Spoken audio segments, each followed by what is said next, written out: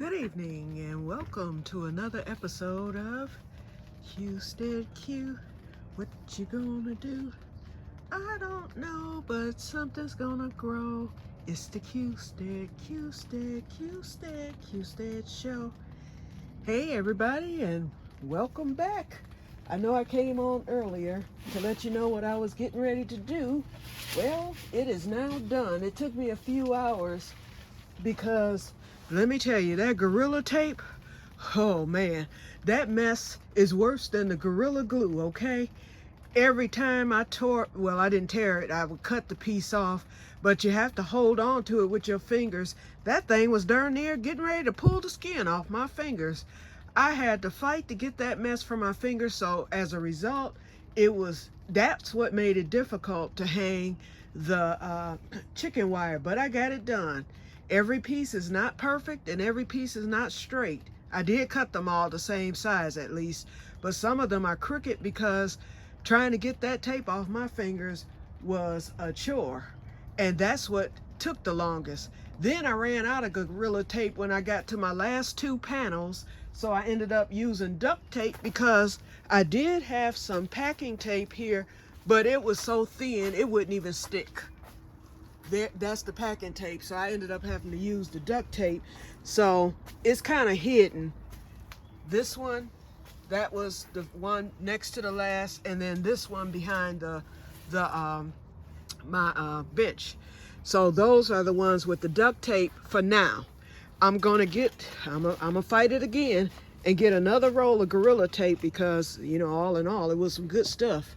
I know a squirrel is not gonna get through any of these panels, and he's not going to get through the ones with the duct tape either, but I want it to be clear and not, you know, looking like that. So I've got one there. That was my hardest one, so I did that one first. Then we have this one, and as you can see, they're a little crooked. They're not totally straight. A few of them came out straight, but not many. One there, I just moved my crates when I got to those. And then this one, I just moved the table. So that one was my best because I had room. Ooh, but this one was a nightmare. I had to grab one of my sticks to stick the tape on. But surprisingly, even with me doing it that way, because I couldn't reach back there, it went. And that Gorilla Tape, it's like a magnet, okay? As soon as it hits what it's gonna hit, it's there. So I wasn't worried about the Gorilla Tape, you know, being stuck on there once I got it there. So I have a lot of this left over. Okay, so, oh, I ended up moving my big raspberry plant over here, and I moved the blackberry, but that's looking a wee bit too crowded. So I think what I'm gonna do, let me do it right now since I'm standing here. Okay, I'm gonna put the raspberry there because this table is not really in use. I actually should fold it back down. But if I fold it back down, I have a feeling that I'm going to end up taking up that space. But what that table is actually going to be for is in the spring, when I start my seedlings again, I'll have an extra table to place seedlings. Because seedlings, you know, that's the workstation. So until I'm all the way done, I can't place seedlings there. So I'll have these two tables because this will be out of commission because the shelf, what I use for the grow light and for the seedlings, you know, all the other times is full, you know, with the stuff that belongs on the shelf. So I needed an extra table. So I'll just leave it there for now, but I think I'm gonna end up moving that raspberry bush again. Maybe, you know what? I might can put it like right here and just move these, you know, my tomato cages, because eventually those are going to be in use. Let me slide this because it just looks too crowded over here. I don't even know why. I know why I did this, because I decided I wanted all the tomatoes together, and I moved that blackberry bush and put what did I put there? I put the other raspberry bush there. So you know what? I'll move the garbage can. That's what I'll do. Okay. And another reason why I moved that raspberry bush is because it's not thornless, and I kept getting stuck every time I walked past it. Okay, I'm gonna put it right back in there because it just didn't look right down there. Now the blueberry bush married to the trees, and I put the not the blueberry, the blackberry, I put that down there because number one, I was sick of it hitting me every time I sit back on the bench. Blackberry, you know, that bush was just there, and then it was in the way. It kept falling down, and you know, the things. So I was like, let me marry it with the cherry trees, and it makes the cherry trees look a little bit fuller, and it's a little friend for them. So maybe the cherry trees will decide to thrive because they've got company. Okay, whew, that little bit. Now that looks a lot better. Got dirt back on the floor, but that's okay. But yeah, that looks better. So I've watered everything, nothing stressed, and I'm just really, really amazed that, what am I looking for? Oh, I am just really, really amazed that the blueberry didn't stress, that raspberry did not stress by no means. I mean, it's feeling good. I watered, you know, watered it. They got fertilized. But usually when you plant something out like that from one spot to the other, it will stress immediately. So I was thinking, okay, let me get it fertilized and watered. And I figured if it stresses, I figured by the time I got done with everything I needed to do today, that it would start de-stressing and it would let me know how it's doing. Hey, it never stressed at all. It just kept moving on. It probably was thanking me for bringing it, you know, in here in the warmth, because it's cold out today. In fact, I've had my door closed. I just have it unzipped right now because I just came from wrapping up the trees, wrapping up the pear trees and the peach tree. Ooh, that net was a mess. Golly. I'm glad it's on there, though. I made sure it wasn't a spot untouched, except one of the pear trees, there's leaves at the bottom. And I think, y'all tell me if I should fertilize those pear trees. They didn't get fertilized this spring at all. I was gonna clean them out, clean all that grass out, put mulch and fertilize, and I never got around to it because everything was greenhouse and eclipse, okay? So it didn't get done. And now that I have pears on the trees, should I fertilize? Would that help my pears grow bigger? I don't know. And so if that's the case, then I'll hit it with something. So somebody tell me, Mr. Bull, Diana, whoever, if y'all know anything about pear trees, what can I hit it with? I mean, I don't have to do a full amendment. I just want to hit it with something that's going to give it a little boost and help those pears to get bigger. Last year, my pears, they were an okay size. But I have so many more this year. So that plant, I mean, those trees are going to use a lot more energy. Okay. And so there we go. So it looks good down there. I like that. So let me show y'all the pears real quick, and then let me get on in the house because it just started raining again. It had stopped just long enough for me to get those trees done. And the moment I got them done, the rain started again. Not one problem. And it has been raining, with the exception of that little 20-minute break I had to get those trees netted up. It has been raining pretty much all day. So I know, and it's been raining hard. This is just a sprinkle that we're getting now.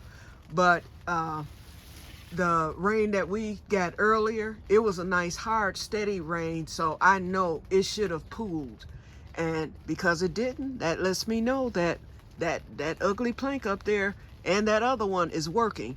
So the next order of business on the 25th, when I get paid, I will be going, well, now I'm not going to waste the trip to Home Depot. I'm just going to wait till the day I get paid, because if they don't have any free wood there, then you have to buy it. So at least I will have the money in the event I have to buy some wood. I will have the money to do so. So I'm gonna just wait till the 25th. And so I'm gonna get some more planks like that. And if I have to buy it, I can get a long plank and have them to cut it for my sides, because I want to get those sides done from the bottom up to that first pole there. That would be the shoring or the modification for the sides. And then I need to get two long planks, not 20 feet. I would get two 10-feet planks or four 10-feet planks to do my roof. And then that's it. Then I go on to the final frontier of the greenhouse, the rope. I have the eye hooks there and I have the rope. And so once I get that roof as tight as I'm satisfied with, then I will put the eye hooks in the wood at the bottom. That's going to be a nightmare because I got 6 of them to put in, 3 on each side. So I'm going to go middle, end, end, middle, end, end. And then I will throw the rope in a crisscross fashion over the roof, and what that does is it holds it down. If I had that roof on there now, it would probably hold it down more than what it is right now when the wind blows, but I don't want it. I want it to be as tight as possible before I throw that rope over the greenhouse. And it might take 2 of us to do it unless I'm strong enough to toss it. I think I'll be able to get it over it. I'm gonna have to do that, 3-6 times to finish it. But and then I want to put it tight, when I do it. So that will be, then the greenhouse will officially be complete. You know what? The more I think about it, the more I've made up my mind. I don't think I'm gonna do a flooring in here. Now, there's always the chance that a mole or a groundhog could tunnel and come up in here just like one. Y'all saw that hole, over there by the shed. That is a possibility, but the whole floor is pretty much covered except the middle, and the groundhog or mole cannot get through this plastic rug. He would have to chew through it. The plants, he can't get through where the plants are. He can come up like on the edge, but it would be very difficult. I think my chances of getting a mole in here, I know it's possible. Anything is possible. So, but I think my chances are less or are slim than me getting one. My biggest fear was a squirrel getting up in here. Now that's where my chances were high. I was standing at a 99.999% chance of a squirrel getting in here as soon as he can either see or smell these plants in here. Oh, and I'm still not totally I'm still saying there's still at least a percentage that one could still get in here. So I'm gonna get my bricks, I'm gonna get some more bricks, and I got to brick off that door over there some more, and then I need to brick this one some more because a squirrel, he probably could squeeze up under the door. I zip it down all the way, but still, anything could happen. I just want to be prepared, and I want this locked tight and with no issues. So this summer will tell the story, because as time goes on, if anything crazy happens, then I will know. And I know a squirrel cannot bite through the plastic. So, but I feel much better having this chicken wire up. Let me zoom in on it so you can at least get a good look at it. I cut the chicken wire wider than what the window is. So that's how I did that. So just in case, because how a squirrel would get in is he would just tear that mesh, and it would probably hurt his nails, but he could still do it, or he might decide to chew it. Well, he'll find out that he has all that rubber or plastic to come through next, and that Gorilla Tape is on there.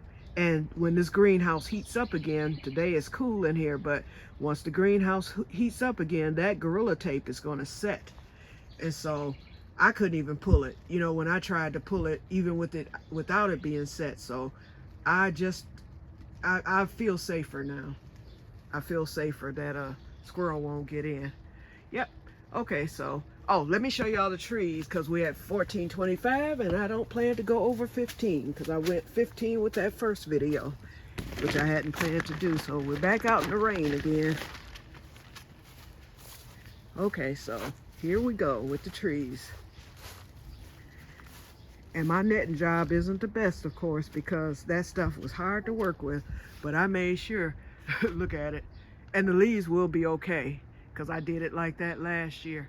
And then this is my good one, the one with 22 pairs on it, And I didn't see any peaches or any starting, so I may not get any peaches this year. Last year I ended up getting like 4 or 5. And I bought that as a baby tree. It has grown. It really has. I've had it, this is my 3rd year having that peach tree.